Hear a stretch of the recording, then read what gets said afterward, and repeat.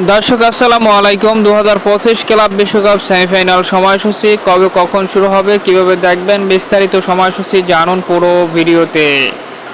Club বিশ্বকাপ দেখতে দেখতে একেবারে শেষের পথে।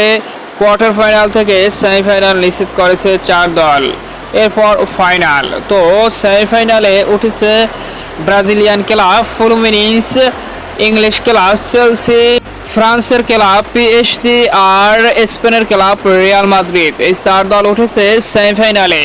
তো একে অপরের বিপক্ষে মুখোমুখি হবে, যেখানে ফার্স্ট সেমিফাইনালে চেলসি মুখোমুখি হবে ফ্লুমিনেন্সের বিপক্ষে, অর্থাৎ ব্রাজিলিয়ান ক্লাব আর ইংলিশ ক্লাব মুখোমুখি হবে ফার্স্ট সেমিফাইনালে আগামী 9 জুলাই বাংলাদেশ সময় রাত 1টায়।